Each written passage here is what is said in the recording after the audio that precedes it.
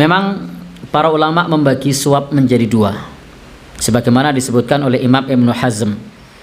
Yang pertama adalah suap untuk merampas hak.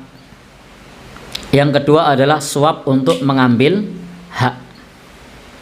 Maka dua suap ini punya status yang berbeda.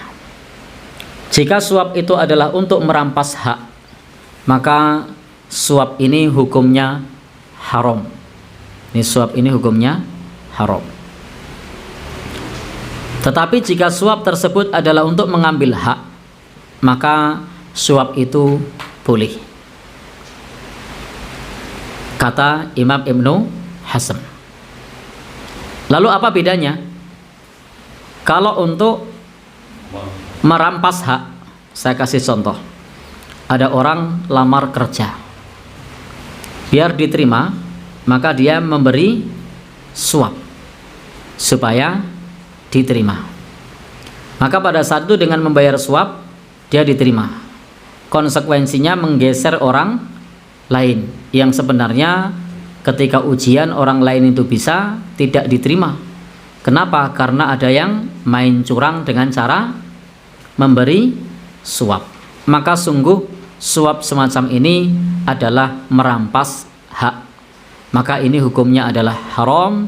Ini sebagaimana yang ada dalam hadis Nabi, bahwa pemberi suap, penerima suap di neraka. Na'udzubillahi min dzalik. Tapi ada situasi yang berbeda. Situasi yang berbeda, ada orang yang sebenarnya dia sudah mengikuti ujian, dan ternyata pun ujiannya lolos. Mengikuti seleksi, seleksinya juga lolos. Begitu mengikuti praktek, prakteknya juga lolos.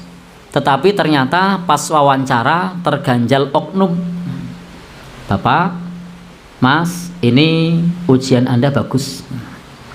Kemarin tes psikolog lolos, tes tertulis lolos, tes praktek lolos. Tapi mohon maaf, aturan di sini, kalau Anda mau kerja, Anda harus ngasih ke kami.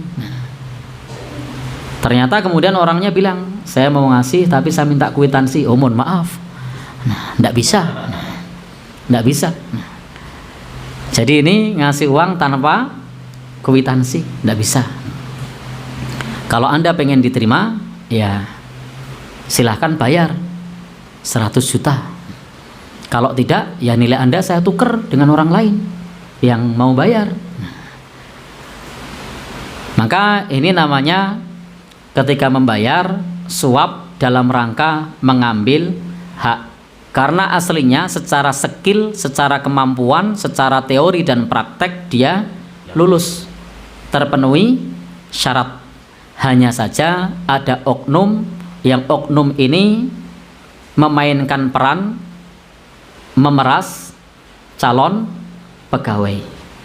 Maka dalam hal ini sesungguhnya jika oknum ini tidak ada, sebenarnya dia lolos meskipun tanpa menyuap. Maka nyuap dalam masalah ini namanya mengambil hak. Dan itu kata Imam Ibnu Hazm, suap jenis ini boleh. Baik, Bapak Ibu yang berbahagia, yang dirahmati oleh Allah Subhanahu wa taala, tetapi suap pada umumnya kan tidak gitu. Suap pada umumnya adalah untuk pelicin, untuk memuluskan jalannya apa yang dia inginkan. Maka ini jelas suap yang diharamkan. Jarang-jarang ada suap untuk mengambil hak. Pada umumnya suap adalah merampas hak, dan itu hukumnya haram.